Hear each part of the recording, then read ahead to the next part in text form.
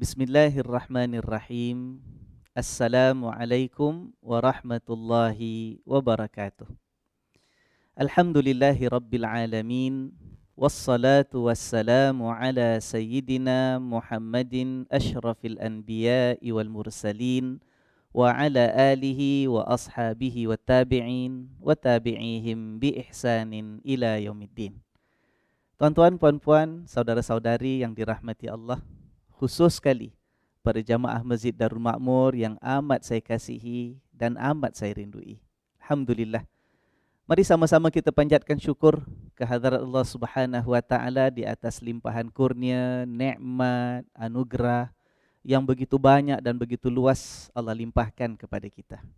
Sampailah pada malam ini sekali lagi kita dapat bertemu di dalam talian siaran kuliah tafsir anjuran Masjid Darul Makmur kita ini setelah kita bercuti berapa minggu ya?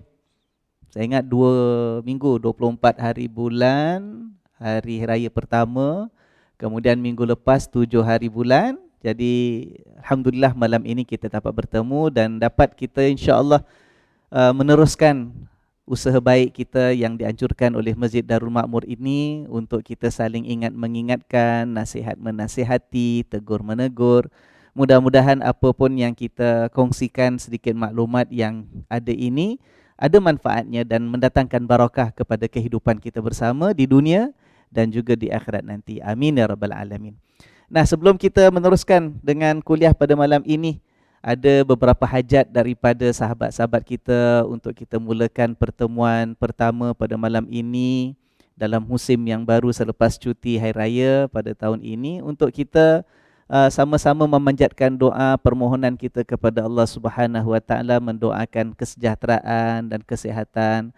Ada di antara sahabat-sahabat kita sekarang ini yang sedang sakit, ada sebahagian sahabat kita ini yang sekarang sedang diuji dengan sedikit keperitan dan kesempitan hidup. Mudah-mudahan secara umumnya kita mendoakan kebaikan untuk kita semua.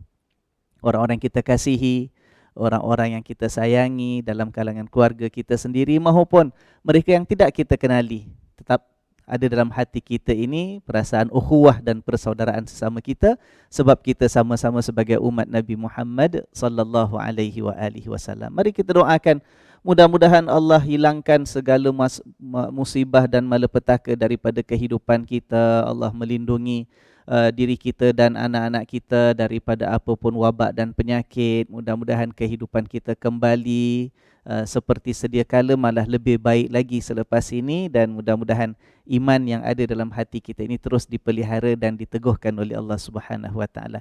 Dengan niat doa yang demikian, Al-Fatihah. A'udzu billahi minasyaitonir rajim. Bismillahirrahmanirrahim. Alhamdulillahi rabbil alamin. Arrahmanir rahim. Maliki yaumiddin. Iyyaka na'budu wa iyyaka nasta'in. Ihdinas siratal mustaqim. Siratal ladzina an'amta 'alaihim ghairil maghdubi 'alaihim waladdallin. Amin. Alhamdulillah tuan-tuan dan puan-puan sekalian. Kita dalam kuliah kita ini daripada awal ya, kita mulakan dahulu telah kita tetapkan untuk diisi dengan mencari, membaca, memahami dan menghayati ayat-ayat Allah Subhanahu wa taala di dalam Al-Quranul Karim yang ada mengandungi kisah dan cerita. Kerana kisah-kisah dalam Al-Quran itu semuanya mengandungi panduan dan juga teladan untuk kita bersama. Ya, jadi kita dah banyak melihat daripada awal surah Al-Fatihah dulu disambung dengan surah Al-Baqarah sampailah yang terakhir. Sebelum kita berhenti hari raya kemarin, kita telah sampai ke surah Al-Anbiya. Ya, kalau tuan-tuan dan puan-puan sekalian masih ingat lagi, surah Al-Anbiya dalam juz yang ke-17 kita dah melihat beberapa kisah nabi-nabi yang terdahulu yang diceritakan dalam Al-Quranul Karim ini. Jadi alhamdulillah daripada kisah-kisah ini, sama ada kisah nabi-nabi ke ataupun kisah orang-orang saleh yang terdahulu, kisah umat-umat yang terdahulu, sama ada kisah Nabi Muhammad sallallahu alaihi wasallam sendiri, sama ada kisah-kisah itu kisah yang disebut secara langsung di dalam ayat Allah maupun kisah yang ada di sebalik ayat. Ya, sebagai contoh, kita dah melihat dulu banyak kisah-kisah peristiwa-peristiwa yang berlaku dalam hidup Nabi SAW yang kemudiannya Allah turunkan ayat untuk memberikan respon ataupun penerangan kepada peristiwa yang berlaku. Jadi peristiwa itu tidaklah secara langsung disebut dalam ayat, tetapi dia ada kaitan dengan ayat. Itu juga banyak telah kita perhatikan, alhamdulillah. Mudah-mudahan banyak manfaat yang telah kita timba dan perolehi selama kita bersama dalam tafsir atau kuliah tafsir anjuran Masjid Darul Makmur ini, insya-Allah. Jadi malam ini kita akan sambung lagi. Dalam kuliah kita yang terakhir, kita baca kemarin surah Al-Anbiya. Kalau tidak silap saya, kita telah baca sampailah ke ayat yang ke 82, tuan-tuan dan puan sekalian, ya.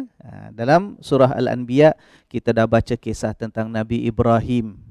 Ya, kalau tuan-tuan masih ingat lagi kisah bagaimana Nabi Ibrahim memecahkan berhala-berhala yang ada, kemudian didapati bersalah oleh raja, kemudian dihukum hendak dibakar hidup-hidup, tetapi diselamatkan oleh Allah Subhanahu Wa Taala kerana tubuh Nabi Ibrahim itu tidak dapat dimakan oleh api, kerana api itu diperintahkan oleh Allah, kuni bardan wa salaman ala Ibrahim. Kemarin kan kita baca Allah perintahkan, wahai api, engkau jadilah sejuk, dingin dan selamat kepada Ibrahim. Itu kita dah baca. Kemudian bagaimana selepas kisah Nabi Ibrahim ini, kita jumpa pula kisah Nabi Lut, yang mana kita kata kemarin Nabi Lut ini ialah anak saudara kepada Nabi Ibrahim. Nabi Lut dengan kisahnya sendiri.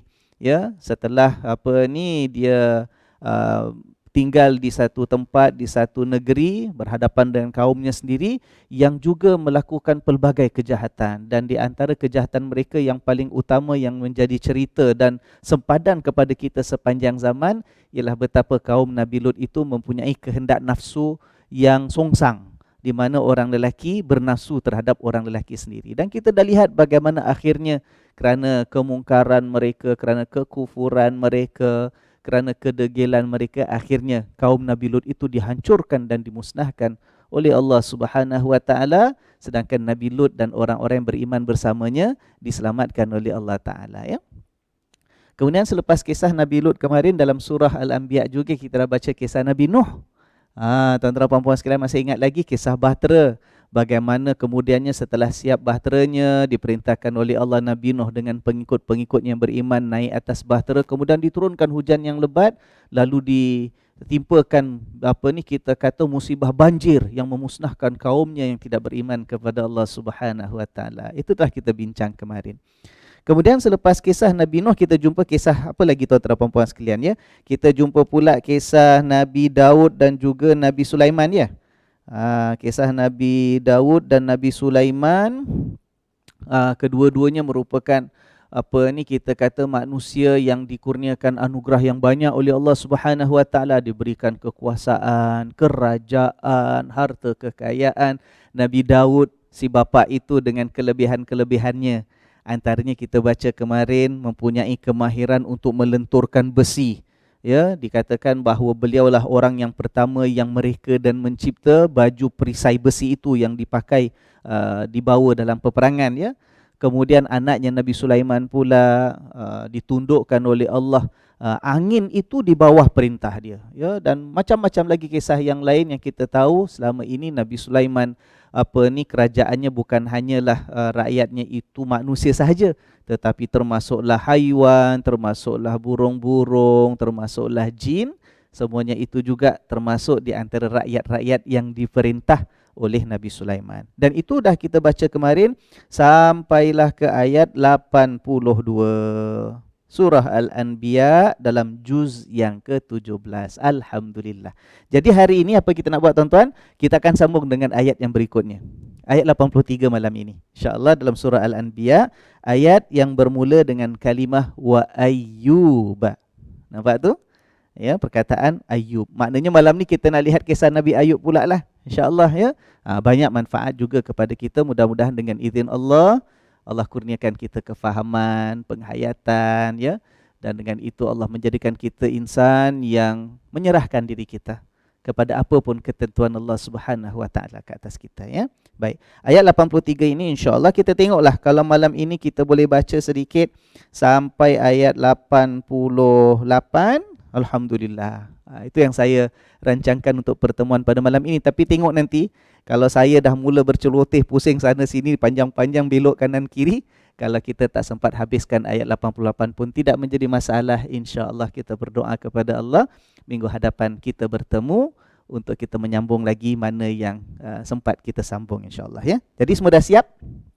Tuan-tuan puan sekalian, harap diambil mushaf masing-masing Quran yang ada terjemahannya lebih baik lagi dalam bahasa Melayu ke bahasa Inggeris ke, untuk dapat kita semak bersama. Sementara kita tunggu sahabat-sahabat yang masih mencari muka suratnya, yang masih nak mengambil kita kata mushafnya, nak buka apps dalam handphonenya. Sementara itu saya mengambil kesempatan untuk menyampaikan salam daripada pihak Masjid Darul Makmur selaku penganjur kuliah kita.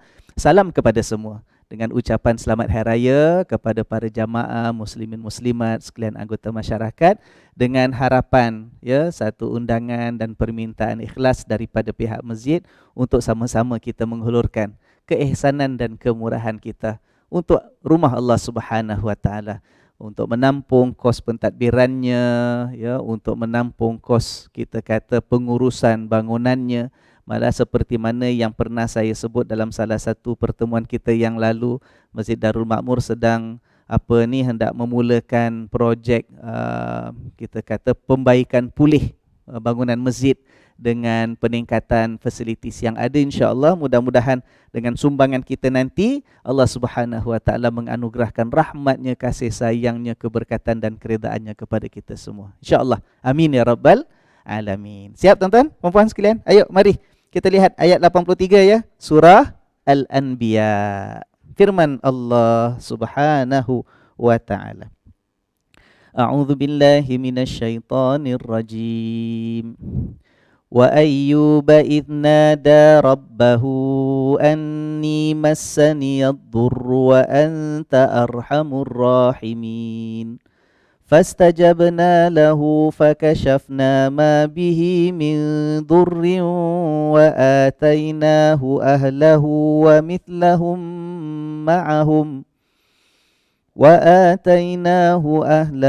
ومثلهم معهم رحمة من عندنا وذكرى للعابدين وإسماعيل وإدريس وذا الكفل كل من الصابرين وأدخلناهم في رحمتنا إنهم من الصالحين وذا النون إذ ذهب مغاضبا فظن أن لن نقدر عليه فنادى في الظلمات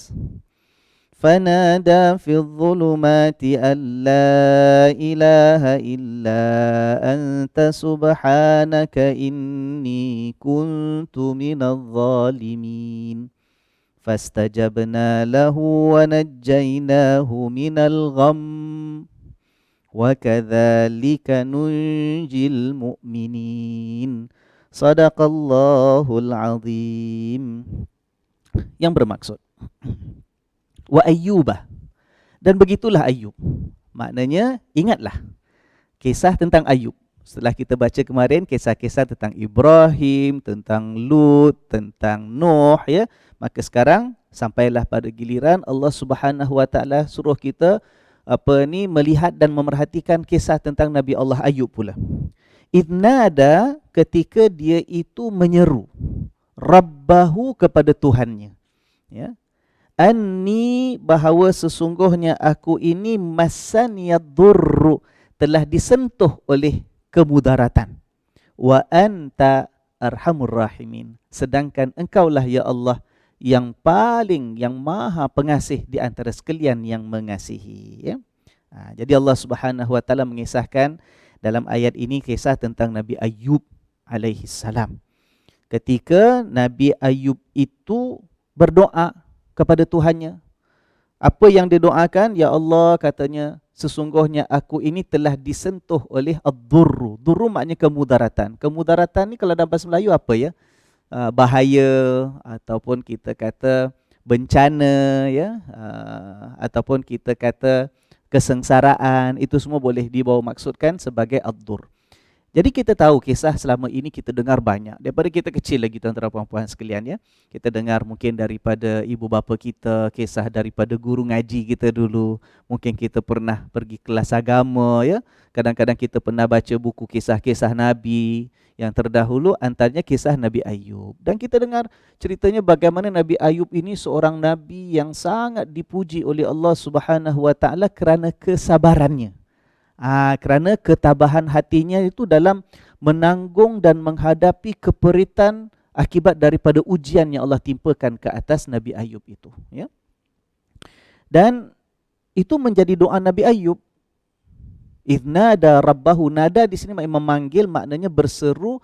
Dalam arti kata bila kita lihat tafsiran-tafsiran ulama mengatakan bahawa Nabi Ayub itu berdoa kepada Tuhannya. Dia katakan apa? Anni masaniyadurru. Aku ini telah disentuh oleh kemudaratan. Nah, tuan-tuan dan puan-puan sekalian ya. Allah Subhanahu Wa Taala menceritakan bahawa Nabi Ayub ini seorang nabi yang sangat sabar. Bila sangat sabar sampai dijadikan sebagai contoh kepada kesabaran, ya. Bermakna ujian yang menimpa Nabi Ayub itu bukan ujian yang ringan. Ujian yang pastinya berat, tempoh yang berpanjangan, mendatang kesan kepada dirinya dan keluarganya, orang-orang yang hidup dekat dengannya ya. Kerana ujian itu beratlah, maka Nabi Ayub layak diberikan pujian oleh Allah Subhanahu Wa Taala, dan kisahnya disebut dalam Al-Quran. Kisahnya kita sebut sepanjang sejarah sebagai tauladan dan iktibar kepada kita bersama. Tapi kita lihat ayat ini menunjukkan bahawa Nabi Ayub juga di sebalik kita kata pasrah kepada Allah, di sebalik pengharapan yang dipanjatkan untuk mendapatkan kita kata rahmat dan keihsanan daripada Allah Subhanahu Wa Taala, Nabi Ayub seorang yang sangat kita kata beradab dengan Allah Subhanahu Wa Taala. Ya. Kenapa kita katakan demikian? Sebab kalau tuan-tuan puan-puan sekalian perhatikan ayat yang digunakan ataupun perkataan dalam ayat ini yang digunakan oleh Allah. Allah gunakan perkataan massa. Ya, mari kita lihat. Nabi Ayub berdoa menyeru kepada Tuhannya, anni, lihat ya, anni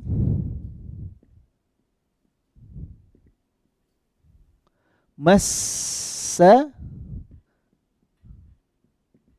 niyad durru.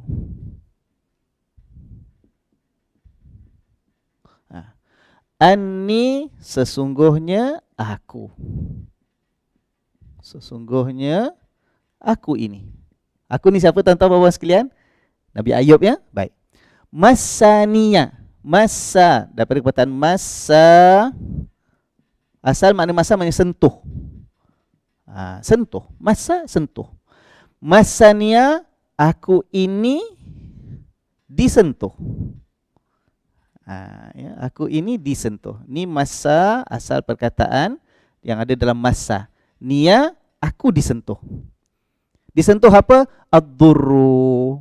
Ya, dalam bahasa Melayu kita kata kemudaratan. Kemudaratan maknanya bahaya, kesengsaraan, kesakitan, ya. Ujian yang datangkan keperitan, itu semua termasuk dalam makna durru. Nah, kita katakan Nabi Ayub nabi yang jadi contoh tentang kesabaran. Kenapa? Sebab kemudaratan yang menimpa Nabi Ayub itu bukan ringan-ringan. Bukan kemudaratan yang pernah dilalui oleh orang biasa. Tak. Kalau ceritanya kemudaratan yang biasa, yang sedang-sedang, yang ringan-ringan, tak akan jadi Nabi Ayub itu sebagai contoh kepada kesabaran kan. Tapi kita lihat digunakan perkataan sentuh. Ini doanya ataupun ini kita kata luahannya Nabi Ayub. Ini merupakan munajatnya, bisikan pengharapan Nabi Ayub kepada Allah Subhanahu Wa Taala. Nabi Ayub gunakan perkataan apa? Masa aku disentuh oleh kemudaratan. Kalau mudarat itu besar, katalah, ataupun kalau ujian itu memang mendatangkan kesengsaraan, keperitan, kepayahan, ya, sampai mengganggu kehidupan, mendatangkan kemusnahan, malah dalam riwayat kita tahu antaranya ialah anak-anak Nabi Ayub itu sampai meninggal. Ya, kerana ujian yang menimpa itu sampai menjejah seluruh keluarganya. Meninggal anak-anak Nabi Ayub. Nah, kalau keperitan itu begitu rupa, dalam bahasa Melayu pun kita akan gunakan perkataan apa? Ditimpa musibah. Ditimpa kan? Ditimpa benda yang daripada atas datang menghempap kita. Itu perkataan yang biasa kita gunakan. ya, ataupun kami ini telah dipukul dengan kemudaratan. Tapi Nabi Ayub dalam ayat ini diceritakan oleh Allah, bahasa yang Nabi Ayub gunakan ialah aku ini disentuh Allah. Ya, ya Allah, aku ini disentuh oleh kemudaratan. Sedangkan kita tahu perbezaan timpa ataupun dipukul kemudaratan nak dibandingkan dengan disentuh keperitan. Dia membayangkan bahawa keperitan itu berat macam mana pun, tapi bagi Nabi Ayub, dia sesuatu yang tidak mendatangkan masalah besar. Disentuh, begini kan disentuh. Bukan dipukul, bukan dihempap, tetapi disentuh oleh kemudaratan. Nah, ini merupakan di antara adab yang ditunjukkan oleh Nabi Ayub di hadapan Allah Subhanahu wa taala. Bila kita berdoa dengan Allah, di atas apapun keperitan yang mungkin kita hadapi dalam kehidupan, kita sebagai orang beriman tetap kita percaya bahawa ujian itu ujian yang ditentukan oleh Allah. Berat macam mana pun, sebab Allah hendak melihat bagaimana keimanan kita. Berat bagaimanapun yang ditentukan oleh Allah, perit macam mana pun, kita sebagai orang beriman, kata Nabi SAW, itu keadaan orang beriman tu baik semuanya. Bila dia dapat nikmat, dapat kelebihan dan kesenangan, dia syukur. Syukur tu baik. Dan bila dia mendapat kemudaratan, musibah, balak, bencana dan kesengsaraan, dia bersabar. Dan sabar itu juga baik untuknya. Itu kan selalu kita dengar hadis Nabi SAW yang seperti itu. Ya, maka Nabi Ayub bila nak mengatakan kepada Allah, ya Allah, aku sedang perit, ya Allah, aku sedang sakit, ya Allah, aku sedang menghadapi musibah dan ujian yang berat, ya Allah, mohon kau berikanlah keringanan kepada aku, mohon kau berikanlah kelonggaran hidup ini daripada segala kesengsaraan yang ada. Nabi Ayub tidak lupa untuk beradab dengan Allah. Dia mengatakan, ya Allah, aku ada kemudaratan. Kemudaratan yang telah menyentuh aku. Ya, itu bahasa yang kalau sebahagian orang perhatikan, dia tak akan faham. Sentuh ni benda yang positif lah kan. Sentuh ni benda yang menggambarkan kelembutan. Kalau kata sentuh tu menggambarkan kasih sayang, belayan, ya, kemanjaan, ya, itu sentuh. Tapi kemudaratan gunakan perkataan sentuh. Nabi Ayub menggambarkan kita dengan Allah Subhanahu wa taala. Jangan sampai kita ini membiarkan diri kita hanya tahu mengeluh seolah-olah sampai peringkat ini bahasa yang kita gunakan, perkataan yang kita pilih dalam doa dan munajat kita, permohonan kepada Allah, menggambarkan seolah-olah kita ini menyalahkan Tuhan. Seolah-olah kita merasakan, ya Allah, yang kau berikan ke atas aku ni benda yang tak layaklah aku terima. Kan? Sebab itu tuan-tuan dan puan-puan sekalian, kita mencurahkan apapun hasrat kita kepada Allah, kita curahkan kita kata luahan hati kita kepada Allah, tetapi kita mulakan dan kita isi doa kita itu biarlah dengan kata-kata yang penuh dengan adab kita dengan Allah Subhanahu wa taala. Kenapa? Sebab di sebalik ujian yang perit macam mana pun, orang beriman tetap sedar bahawa nikmat daripada Allah tetap masih banyak dicurahkan ke atas dirinya. Orang beriman dalam keperitan yang dirasakan, kesengsaraan, kesempitan hidupnya, dia tetap meyakini bahawa di sebalik kesempitan itu akan ada kasih sayang Allah, akan ada kelapangan yang akan dianugerahkan oleh Allah, dengan syarat dia mampu kekal tetap pada keimanannya dan pegangannya kepada Allah Ta'ala. Nabi Ayub menggambarkan kepada kita bahawa menjadi orang yang beriman jangan berputus asa. Jangan kita berdoa dalam keadaan seolah-olah kita marah kepada Tuhan. Jangan. Ya Allah, aku sedang menghadapi keperitan, ya Allah. Namun segala puji-pujian itu hanya milik-Mu. Sebab itu disambung sebagai contoh dalam ayat ini, kata Nabi Ayub, wa anta arhamur rahimin. Sedangkan engkau, ya Allah, arhamur rahimin. Arhamur rahimin maknanya engkaulah yang paling pengasih di antara sekalian yang mengasihi. Engkaulah yang paling penyayang di antara sekalian yang penyayang. Engkaulah yang paling pemurah di antara sekalian yang pemurah. Itu maksud arhamur rahimin. Macam kita jugalah, sebab itu kita diajar oleh Nabi Muhammad sallallahu alaihi wasallam. Tuan-tuan dan puan-puan sekalian, kita nak doa apa pun, kita nak minta apa pun dengan Tuhan, mulakan dengan apa? Bismillah dulu kan? Apa pun kita nak buat, bismillah jangan lupa. Itu yang pertama sekali. Apa kandungan perkataan bismillah tu? Dengan nama Allah Ar-Rahman, yang Maha Pengasih, yang Maha Penyayang. Nampak? Padahal kita doa ni dalam keadaan kita tengah perit ni, padahal kita sedang diuji ni, kita sedang merasakan kemudaratan yang menimpa kehidupan kita ni, tapi diajar oleh Nabi. Tenang, relax, cool, ya. Nak doa, nak luahkan apa pun, masalah apa pun, mulakan dengan Bismillahirrahmanirrahim. Allah tu yang Maha Pengasih, Allah tu yang Maha Penyayang. Kemudian sebelum minta lagi, selepas bismillah apa pula? Kita puji Allah. Kan disuruh baca alhamdulillah. Alhamdulillahi Rabbil Alamin. Segala puji bagi Allah Tuhan sekalian alam. Padahal kita tengah perit ni. Padahal kita sedang bersedih. Padahal kita sedang dalam keadaan tak pasti bagaimana hari esok kita. Sedangkan kita dalam keadaan mungkin rezeki kita sedang ditarik balik sebahagiannya oleh Allah. Kemarin ada pekerjaan, mungkin ada sebahagian kita yang mula telah dipotong gajinya. Mungkin sebahagian kita ini yang mungkin telah kita kata menghadapi cabaran dalam perniagaannya. Mungkin sebahagian daripada kita dah mula dapat notis kemungkinan syarikat akan buang sebahagian pekerja dan dia tak pasti sama ada dia juga akan dibuang sama, ya kan? Kerana perit ini dalam keadaan seperti ini diajar oleh Nabi. Nak doa apa pun mulakan dengan puji Allah dulu. Alhamdulillahi Rabbil Alamin. Apa nak puji-puji Allah? Allah yang takdirkan saya susah tahu Ustaz. Pasal Allah punya qada qadarlah saya perit tahu Ustaz. Jangan begitu. Tidak ada orang yang diuji sehebat mana Nabi Ayub diuji oleh Allah Subhanahu Wa Taala. Tidak ada.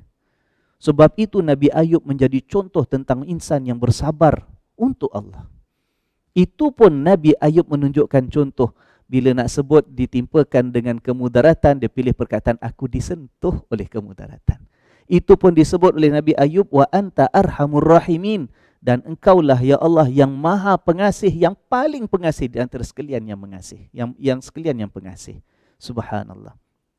Kemudian kita diajar adab kita doa apa lagi tuan-tuan, puan-puan sekalian. Dah habis doa, itu tadi pembukaan. Ada bismillahirrahmanirrahim, ada alhamdulillahirabbil alamin, ada selawat pohon kepada Nabi SAW kan. Nanti penutup pun sama juga. Penutup dengan selawat, penutup dengan alhamdulillah sekali lagi. Memuji Allah Subhanahu Wa Taala. Ya, itu yang diajar kepada kita. Dan kalau kita ingin mengaku sebagai umat Nabi Muhammad SAW, pegang adab yang diajar oleh Nabi SAW ini. Baik. Kemudian kata Allah Subhanahu Wa Taala, fastajabna lahu. Lalu kami tunaikan permintaan Nabi Ayub itu tadi. Fastajabna lahu. Istajab maknanya dalam bahasa Melayu pun kita kata kalau doa kita Allah tunaikan. Biasa istilah kita gunakan doa kita ni makbul. Kadang-kadang digunakan istilah doa kita ni mustajab. Pernah dengar tak tuan-tuan puan-puan sekalian? Ini perkataan asalnya. Fastajabna lahu. Istajaba maknanya mengkabulkan, menunaikan permintaan. Jadi kalau kita kata doa kita makbul, doa kita Allah tunaikan. Doa kita mustajab, maknanya doa kita ditunaikan oleh Allah Subhanahu Wa Taala. Fastajabna lahu. Lalu kami tunaikan doa si Ayub tadi. Fakashafna ma bihi min dur. Dan kemudiannya kami hilangkan, kasyafna, kami hilangkan kemudaratan yang ada menimpa dirinya itu. Jadi kalau kita kata ujian keperitan yang Allah tentukan untuk Nabi Ayub itu berupa penyakit itu dihilangkan oleh Allah. Kalau berupa kita kata kematian anak, kita akan lihat ayatnya, Allah gantikan dengan anak lain yang dikurniakan sebagai zuriat yang baru kepada Nabi Ayub. Kalau kita katakan maknanya hartanya tu banyak dah hilang, Allah gantikan dengan harta yang baru yang penuh dengan barakah kepada Nabi Ayub alaihissalam. Ya, kami kabulkan dan kami hilangkan kemudaratan yang ada pada dirinya itu. Sebab itu Allah kata, kemudian sambungannya kita lihat ayat yang ke-83 tu kan. Wa atainahu ahlahu wa mithlahum ma'ahum. Dan kami kurniakan kepada Ayub itu keluarganya kembali. Sebab kalau dalam kita lihat kisah-kisah dan riwayat yang ada tentang Nabi Ayub alaihissalam, di kemuncak ujian yang Allah timpakan kepada Nabi Ayub itu sampai menjejas anak-anaknya. Sedangkan Nabi Ayub itu sebelum diuji oleh Allah dengan penyakit, dengan musibah, Nabi Ayub seorang yang dianugerahkan oleh Allah harta. Ada ladang, ada ternakan, dikurniakan dengan keluarga yang bahagia, anaknya ramai, cantik-cantik, semua bagus-bagus anaknya, tetapi satu persatu anaknya itu sampai kehilangan nyawa. Diuji turut oleh Allah Subhanahu Wa Taala. Tapi di hujung ujian itu, bila Nabi Ayub terus bersabar, beriman, berserah hanya kepada Allah, berdoa, Allah kabulkan doanya, Allah hilangkan kemudaratan yang ada, dan Allah kembalikan kepada Nabi Ayub itu keluarganya. Dan kata Allah lagi, wa mithlahum ma'ahum, ya, yang mana anak yang baru ini dikurniakan oleh Allah, mithlahum ma'ahum, sama. Para ulama mengatakan sama seperti anak-anak yang telah diambil kemarin oleh Allah. Sama dari sudut apa? Dari sudut bilangannya. Sama dari sudut apa? Sudut cantik dan indahnya anak-anak yang baru ini. Jadi yang dalam cerita kita, kalau kita bacalah dalam kitab-kitab rujukan agama kita, di kemuncak ujian itu anak-anaknya meninggal, yang tinggal hanya istrinya. Istrinya yang setia, berdamping, menemani, berikan kekuatan kepada Nabi Ayub. Beza dengan kisah yang sebelum ni. Tuan-tuan ingat tak, sebelum kita kuliah, kita cuti kemarin, ya, kuliah yang terakhir bulan Ramadan, sebelum kisah tentang Nabi Ayub, kita baca kisah tentang Nabi Lut, dan kita baca kisah tentang Nabi Nuh. Kan kita katakan dua-dua kisah ini, Nabi Lut dengan Nabi Nuh, bagaimana kedua-duanya itu dikhianati oleh isteri mereka sendiri. Isteri Nabi Lut melakukan kecurangan terhadap Nabi Lut. Itu dah kita bincangkan kemarin. Yang berminat nak dengar balik ceritanya, boleh cari rakaman kuliah di Facebook Masjid Darul Makmur, cari kuliah yang kemarin, yang terakhir sebelum kita cuti raya. Begitu dengan isteri Nabi Nuh. Isteri Nabi Nuh tidak mahu ikut beriman. Termasuk seorang lagi anak Nabi Nuh juga. Kedua-duanya sampai ditenggelamkan oleh air besar, banjir besar, kerana tidak mahu berkeras, ya, menolak Nabi Nuh itu sebagai utusan Allah Subhanahu Wa Taala. Ya. Tapi bagi Nabi Ayub pula sebaliknya.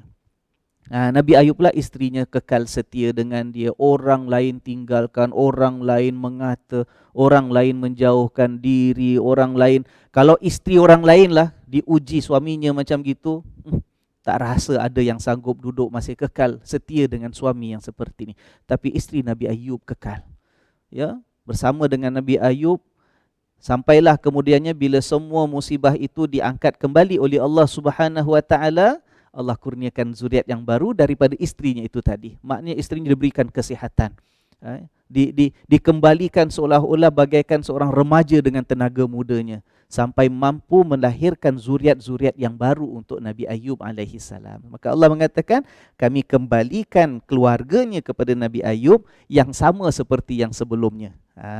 Ya, bilangannya, rupanya, cantiknya, yang mendatangkan kebahagiaan dan kedamaian dalam hati Nabi Ayub dan juga istrinya. Semuanya itu kata Allah, rahmatan min indina, sebagai rahmat, sebagai kecintaan dan kasih sayang dari sisi kami. Maknanya daripada Allah Subhanahu Wa Taala. Jadi rahmat Allah itu Allah berikan sebagai balasan dan hadiah di atas kesabaran dan keutuhan imannya Nabi Ayub. Ya, rahmat Allah itu bila diberikan kepada seorang insan, itulah yang akan mendatangkan segala kebaikan untuk hidupnya dunia dan juga akhirat nanti. Ya, jadi kalau kita lihat tuan-tuan dan puan sekalian, ya, kita ini jadi manusia. Bila ada sesuatu kebaikan yang kita miliki ataupun sesuatu kelebihan yang kita ada, kita jangan pula jadi seorang manusia yang menyombong dengan Tuhan, jangan.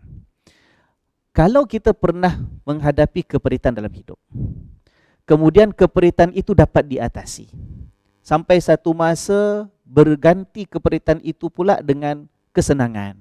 Ya, mungkin kemarin ada kesempitan, satu masa dibuka pintu rezeki dan kemewahan untuk kita. Saat kita mendapat kelebihan itu, jangan kita sangka bahawa kerana kita ni hebat. Jangan kita sangka bahawa kita ni kuat. Jangan kerana kita sangka kita ni yang tabah, sebab itu aku boleh mengatasi segala ujian lah. Aku hidup susah 20 tahun, tak ada siapa yang tahu. Ditinggalkan suami, tak bertanggungjawab, anak-anak aku besarkan sendiri, dan sekarang aku alhamdulillah jadi seorang peniaga usahawan yang berjaya. Tuan-tuan, pada saat itu jangan ada sedetik pun dalam hati kita perasaan angkuh kita depan Allah Subhanahu Wa Taala. Kenapa? Sebab yang kita harapkan, kesenangan yang bila datang kemudian dalam genggaman tangan kita, biarlah sesuatu yang diberkati oleh Allah kerana itu kurniaan kasih sayang Allah untuk kita. Bukan kerana kekuatan kita. Ya, apatah lagi kalau kita ni menyangka bahawa kita baik, inilah baik kita itu yang akan masukkan kita dalam syurga. Tidak. Dalam ayat ini, kesenangan di dunia yang Allah limpahkan kepada Nabi Ayub, setelah melalui keperitan dan kemudaratan itu, Allah kata rahmatan min indina. Itu semua hanyalah sebagai rahmat kasih sayang yang aku curahkan daripada sisi aku sendiri, kata Allah Ta'ala. Ya, kalau kita melihat pula bagaimana kesenangan dalam syurga, juga kerana rahmat Allah, bukan kerana kehebatan kita, bukan kerana kebaikan kita jadi orang yang soleh, beribadat, ahli ibadat, kerana ibadat kita tu baguslah kita masuk syurga. Tak, tuan-tuan dan puan-puan sekalian. Ya. Apa dalilnya? Hadis Nabi SAW yang berulang kali pernah saya sebut dalam pertemuan-pertemuan kuliah yang lalu. Kata Nabi SAW kepada para sahabat, kamu itu masuk syurga bukan kerana amalan-amalan kamu. Bukan amalan kamu yang masukkan kamu ke dalam syurga. Sahabat tertanya-tanya, ya Rasulullah, Tuhan pun begitu juga ke? Bukan amalan Tuhan yang masukkan Tuhan ke dalam syurga ke? Nabi mengatakan, aku juga begitu. Tetapi yang memasukkan seorang hamba ke dalam syurga Allah ialah rahmat Allah Subhanahu wa taala. Kasih sayang Allah itu yang menyebabkan seorang insan boleh masuk, menjejakkan kaki menginap menghuni syurganya. Kecintaan Allah itu yang menjauhkan seorang hamba selamat daripada dibakar di dalam azab api neraka. Bukan kehebatan kita, bukan wah aku ni orang yang kuat iman. Tuan-tuan, kuat iman. Iman itu kuat pun kerana Allah berikan kepada kita. Kerana kasih Allah untuk kita. Wah, aku ni masuk syurga pasal bekalan solat akulah, aku hebat. Ahli masjid, solat jamaah tak pernah tinggal, solat sunat aku banyak. Sebab itu aku buat layak dapat syurga.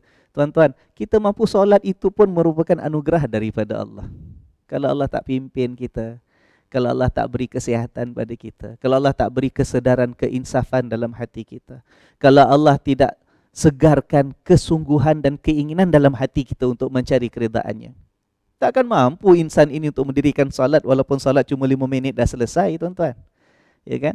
Itu semua adalah anugerah daripada Allah. Jadi pengajaran untuk kita di sini ialah bila kita dalam keadaan perit, mohon kepada Allah. Dalam permohonan itu kekal beradab dengan Allah.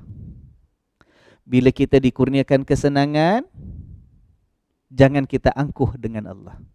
Tapi akuilah kesenangan, kelapangan, keluar daripada sesuatu kesulitan, itu semua adalah merupakan curahan kasih sayang dan kecintaan Allah. Ya.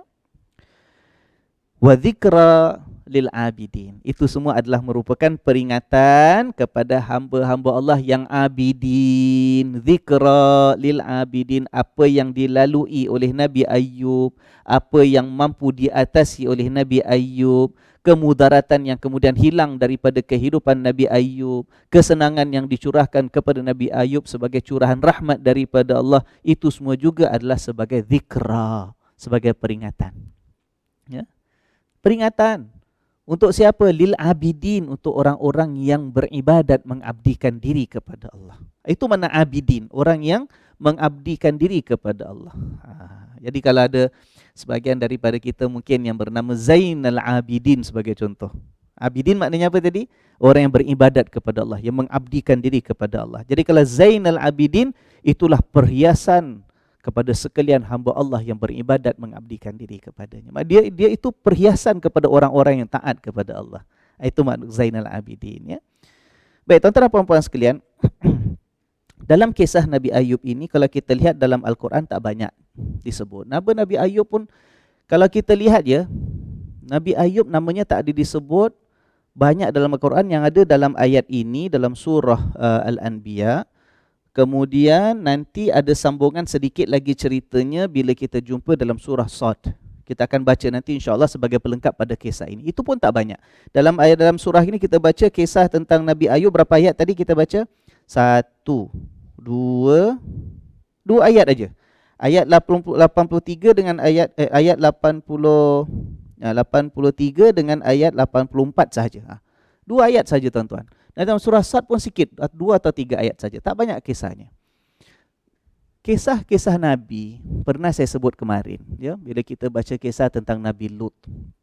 Dalam Al-Quranul Karim, bila dibentangkan oleh ahli tafsir, ada kecenderungan sebahagian ahli tafsir untuk menambah cerita. Sebab mereka nak menguatkan cerita itu, nak melengkapkan lagi kisah yang ada sebagai pengajaran kepada kita. Maka ada sebahagian ahli tafsir yang masukkan walaupun sumber cerita itu tidak pasti. Walaupun mungkin sebahagian sandaran kisah yang didatangkan tentang nabi-nabi ataupun rasul-rasul ataupun umat yang terdahulu itu mungkin sandarannya tak kuat. Tapi sebahagian ulama tulis juga, catat juga sebagai peringatan kepada kita, bukan untuk kita pegang, bukan untuk kita kata ni kita jadikan sebagai kepercayaan kita, tidak. Ini kita katakan kemarin sebagai kisah-kisah, istilahnya apa kalau tuan-tuan puan-puan masih ingat lagi? Israiliyat, ya, Israiliyat. Israiliyat maknanya kisah-kisah nabi-nabi yang terdahulu yang kisahnya ada sebut dalam Quran, tapi kisah-kisah tambahan itu tak ada sumber yang jelas, tak ada hadis Nabi SAW yang sahih. Besar kemungkinan diambil daripada kisah-kisah yang disebut, yang dipegang, yang dipercayai oleh orang-orang ahli kitab, Nasrani maupun yang Yahudi. Jadi bila masuk dalam kitab tafsir kita sebagai tambahan kepada ayat-ayat yang menceritakan tentang Nabi dan Rasul yang terdahulu, itu diistilahkan sebagai kisah-kisah Israiliyat. Kita kena berhati-hati tuan-tuan dan puan-puan sekalian. Berhati-hati dengan kisah-kisah Israiliyat ini. Kisah Nabi Ayub begitu juga. Kalau kita baca, malah disebut oleh sebahagian ahli tafsir yang muktabar, ya, dalam kitab-kitab yang besar ilmu tafsir. Sebab itu bila kita nak baca kitab-kitab rujukan, perlu ada ilmunya, perlu ada kemahirannya, ya. Kenapa perkara ini sebagai contoh disebut oleh imam ini yang kita pegang, yang kita percayai, tapi kisah ini bermasalah, kenapa disebut dalam kitabnya? Itu nak kena ada kemahiran. Bagaimana kita mampu mengecamnya? How can we identify, ya? Jangan sampai kita pakai baca semua, kita ambil semua, kita telan, tidak. Lebih dahsyat lagi kalau jadi penceramah, kita baca, kita petik, jumpa cerita, kita pun sampaikan. Kita tak kasih peringatan. Dah orang pun ingat benda tu betul, disebar-sebarkan, habis jadi masalah kita ini, ya. Ini kisah Israiliyat. Kisah Nabi Ayub ini antara Israiliyat yang ada, disebut oleh sebagian kitab tafsir. Antaranya Nabi Ayub ini dikurniakan oleh Allah. Ini kisah Israiliyat, ya. Saya sebutkan sebagai peringatan, sebagai kata-kata pengetahuan kita, ya, bukan untuk kita pegang. Saya beritahu ini kerana tujuan kita baca kitab ataupun kuliah tafsir seperti ini, tujuan kita mencari kisah-kisah tauladan dalam Al-Quran. Yang penting kita ambil iktibarnya. Yang penting kita baca ayat Allah, jumpa ceritanya, kita ambil pengajarannya, kita pegang. Tapi dalam masa yang sama kita ingin juga supaya kuliah kita ini dapat menunjukkan kisah-kisah yang bermasalah, yang saya katakan tadi sebagai contoh Israiliyat, supaya kita tahu. Dan dengan itu dapat kita murnikan. Jadi kalau selama ini kita pernah dengar, mana tahu di antara tuan-tuan dan puan-puan sekalian, cerita yang saya nak sebut tentang Nabi Ayub ni, mungkin tuan-tuan pernah dengar. Tetapi dalam sangkaan tuan-tuan puan-puan sekalian selama ini itu kisah yang betul.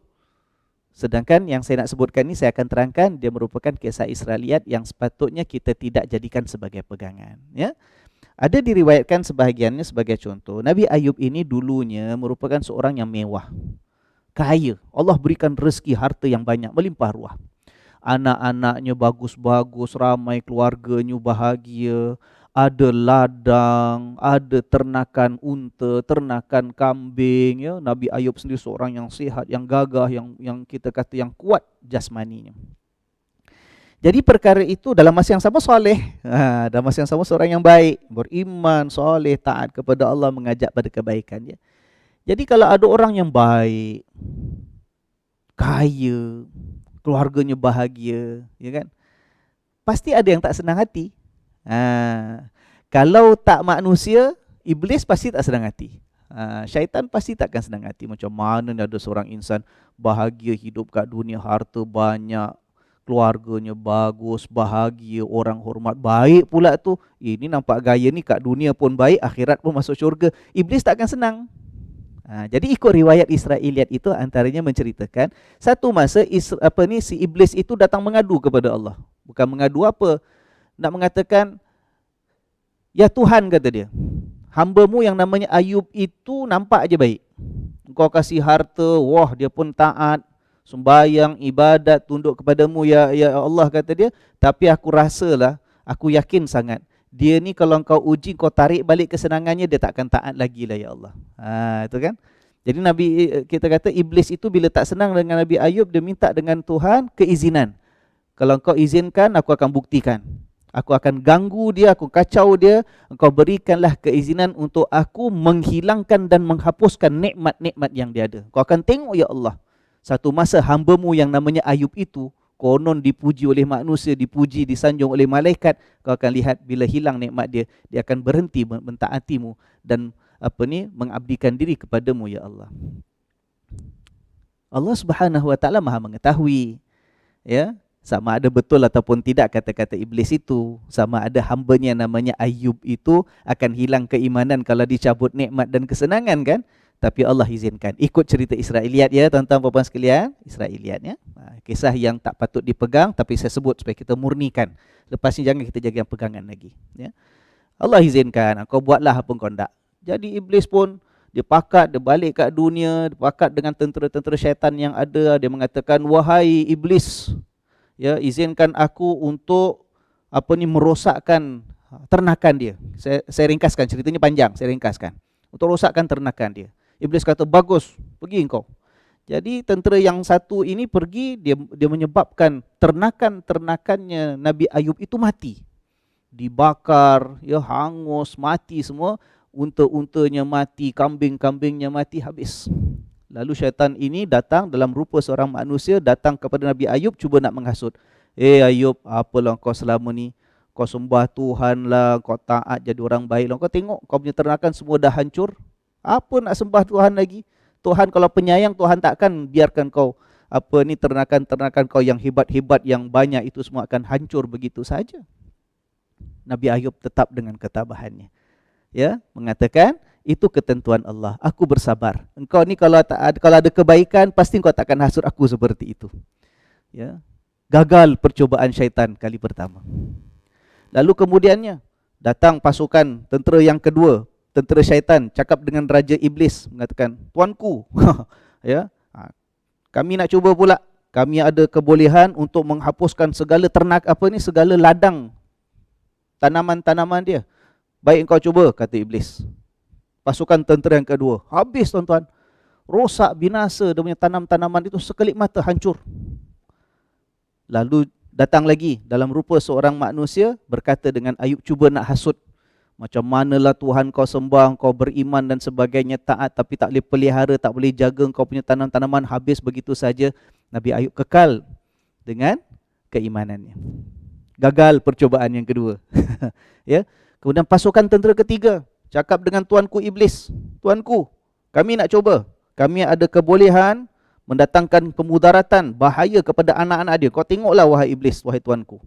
Ini mungkin dengan harta dia boleh tahan, boleh sabar, boleh tahan iman dia. Tapi kalau tengok anak dia satu-satu mati, kau tengok nanti wahai tuanku, kata dia. Ya? Iblis mengatakan, baik, bagus, kamu cuba.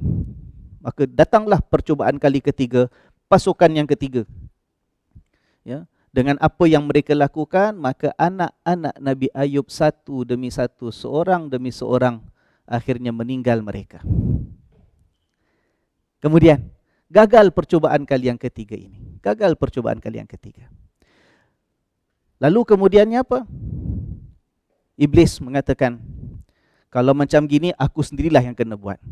Kata Iblis, ya, kalaulah kehilangan harta ternakan, Ayub masih boleh bersabar. Kalaulah sampai hancur musnah tanam-tanaman, Ayub masih boleh bertahan bersabar. Kalau sampai anak-anak dia pun kehilangan, mati seorang-seorang pun masih boleh bertahan iman dia.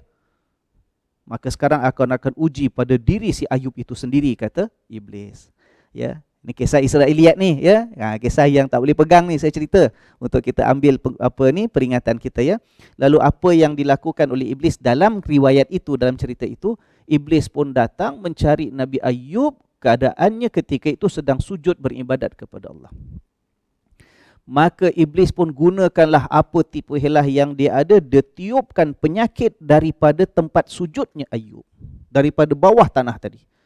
Maka bila lepas bangun daripada sujud saja, Nabi Ayub alaihi salam, dia dapati badannya gatal, satu badan gatal. Ya, luar biasa gatalnya. Garuk. Garuk-garuk tak macam mana kukunya tanggal satu persatu, berdarah.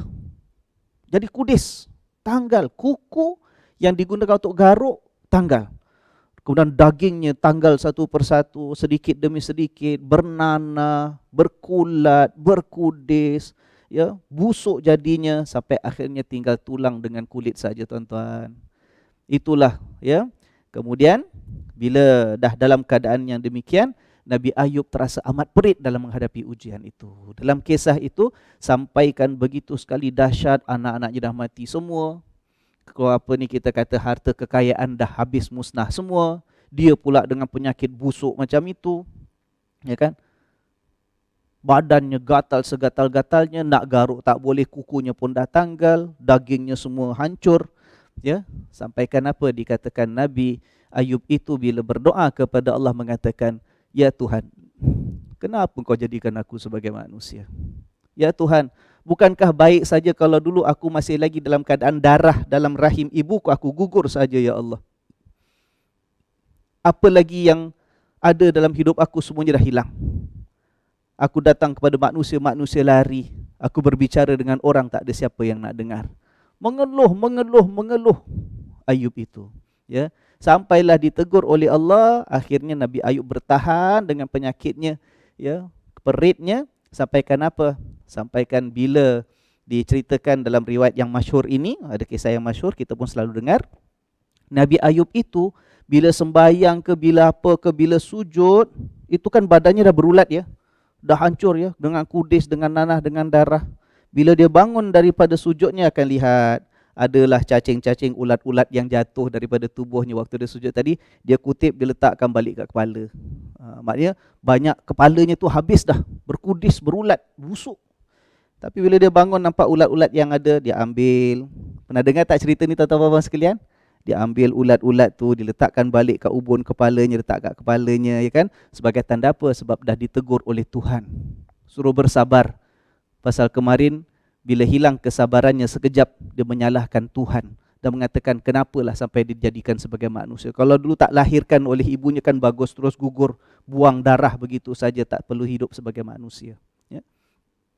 Maka itu kisah yang ada sampailah akhirnya dikatakan Allah Subhanahu Wa Taala mengubat penyakitnya. Nah, tuan-tuan dan puan-puan sekalian, kisah ini dikaji oleh para ulama daripada dulu sampai sekarang.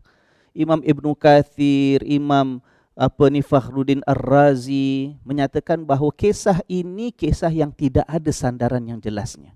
Tidak ada sumbernya dalam agama yang sahih daripada Nabi Muhammad sallallahu alaihi wasallam.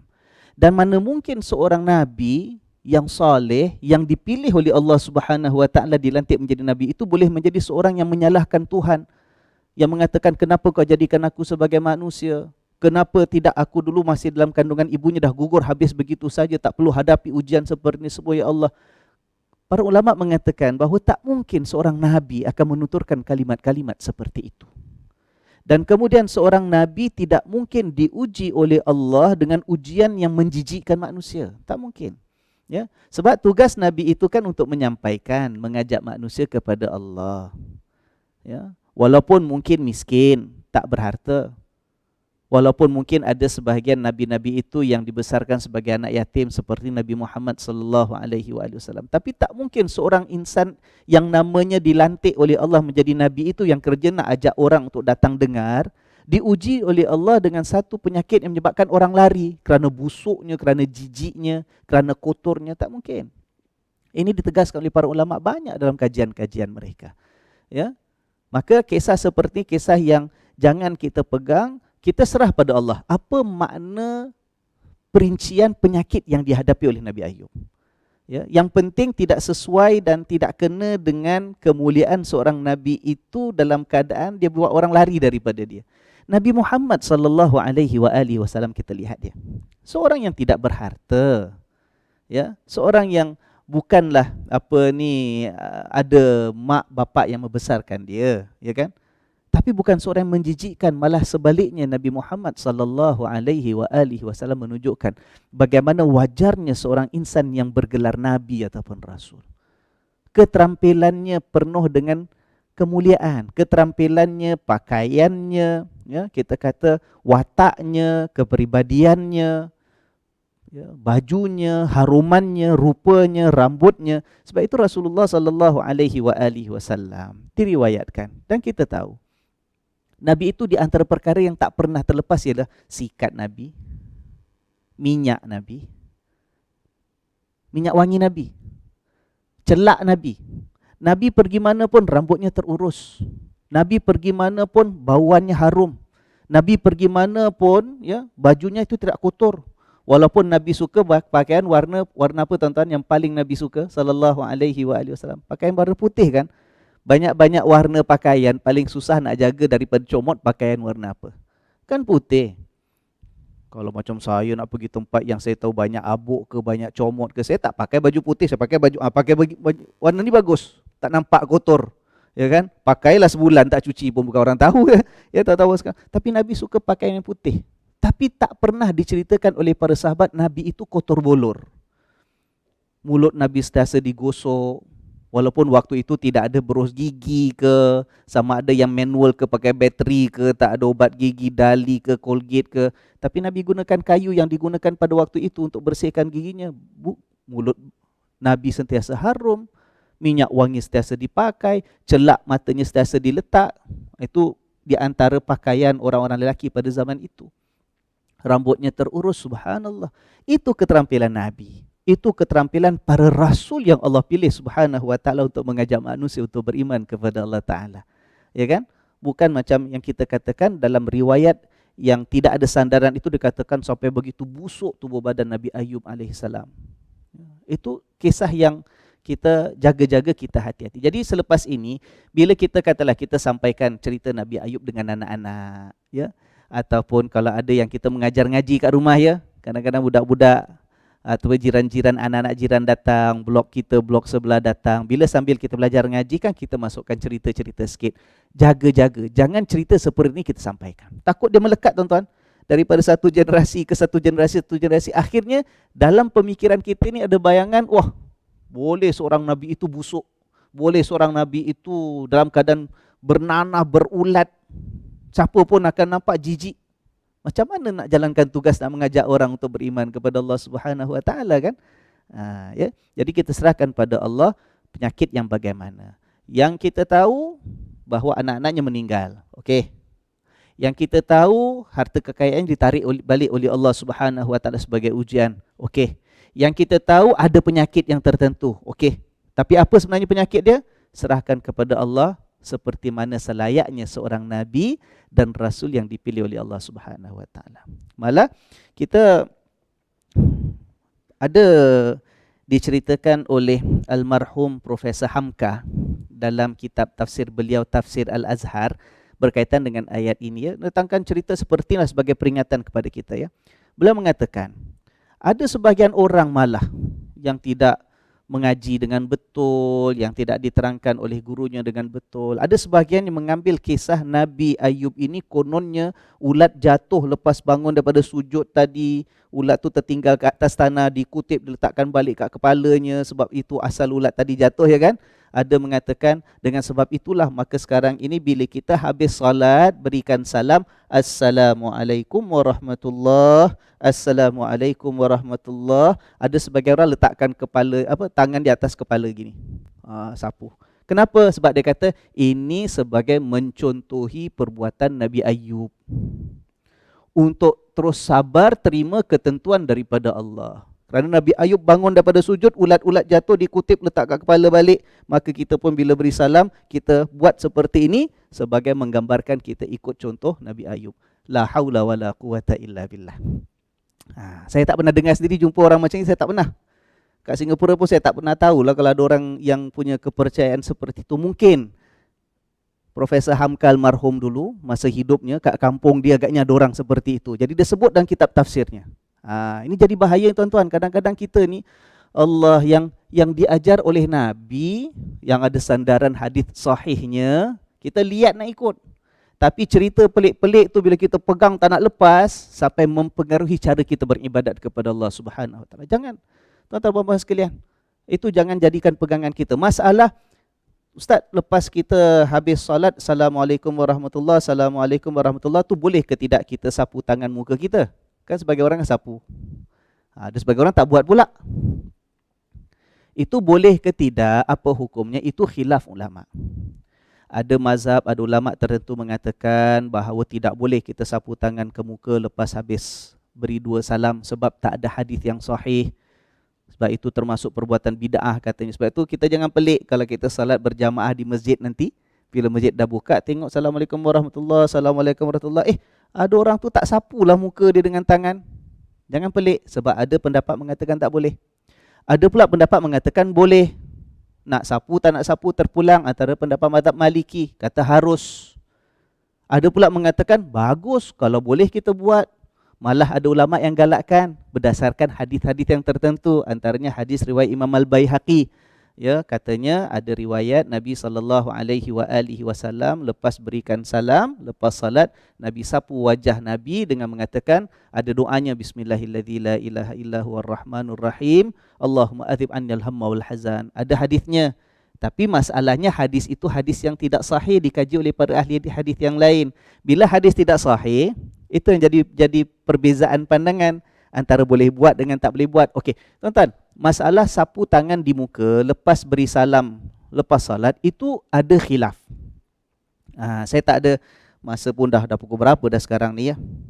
Dah 8, ada kat 8.40 dah terlajak dan tuan-tuan puan sekalian, sikit lagi. Masalah sapu muka lepas beri salam, itu khilaf. Antara yang mengatakan boleh, bagus. Ada yang mengatakan boleh, sama buat tak buat. Antara mengatakan jangan buat.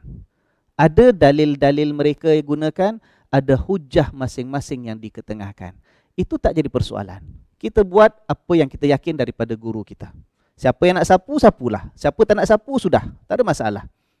Tapi kalau dah bangun tepek, tak cicak kat kedahi tu, ke kawan sebelah tegur, ada tak cicak, ada yang jangan tak sapu pula. Aku cuci. Itu jangan kita biarkan pula. Tak boleh bid'ah pula sapu muka. Kalau ada kotoran dia.